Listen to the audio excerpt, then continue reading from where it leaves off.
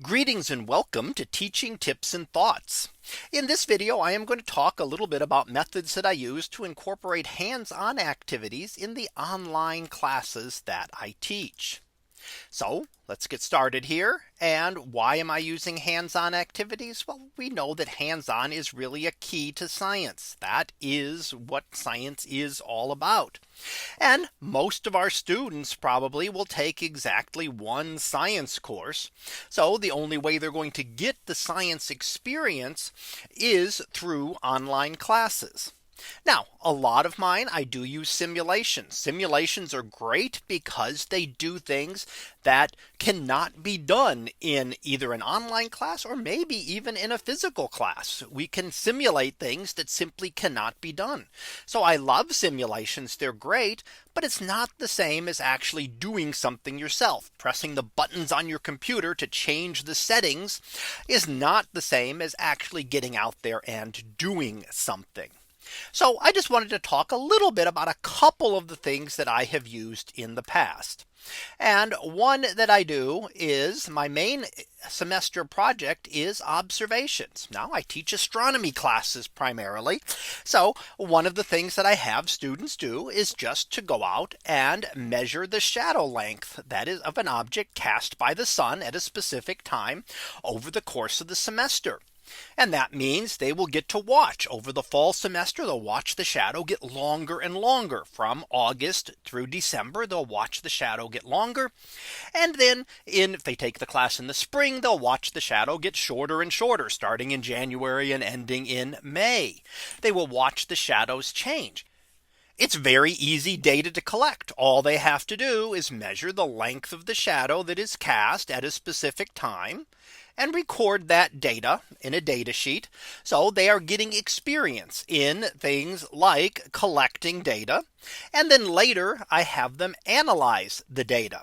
So I will have them go ahead and make graphs of the data, show how the shadow changed. And then we can talk about things about how the altitude of the sun changed. And then we can tie that into what we've learned about the seasons and the causes of the seasons. So they get to kind of tie a whole bunch of things together. But for most importantly for me is that they are actually gathering the data. And it's very easy. It requires a ruler and some kind of object of which they can measure the shadow. That's all that they need. And then I provide everything else they need for the analysis. Now, a couple of other things that I've done in the past that tie into either astronomy or physical science would include things like observing gravity. It's very easy to drop an object and watch it fall. Well, big deal there, but I can have them do it with two objects. So if you drop a book and a piece of paper, you can note that they don't fall and hit the ground at the same time. However, if you crumple up that same piece of paper and do that experiment again, they hit the ground at the same time. And the students can get to see what Galileo learned about falling objects, that they all fall at the same rate. But it's again a very easy experiment, something that they can do. And I use this in terms of a discussion. So the students can do this, record themselves doing it, record the falling objects, and then discuss their findings. I've also in the past had students make at least a partial model solar system. Getting a solar system to scale is very difficult. But even in a backyard, you can usually get out to at least out to Mercury and maybe Venus with a relatively decent sized solar system. And they can then again get the feel for what the size of the solar system is. And they can map that out. Now I've had students with very big yards who could actually go all the way out and do all of the planets. That takes quite a bit of room if you're going to start with something, say, the size of a basketball as your sun. And that's one thing I have them do. Again, I refer them to a calculator here. Put this in there, get your numbers, and then you can go and map these out and take a few pictures of it to really show what you've learned there. I've also done discussion experiments using things like static electricity and evaporation, watching how things evaporate at different temperatures. So there's a number of different things that can be done that don't require any detailed equipment, that don't require, not going to have any safety issues with them.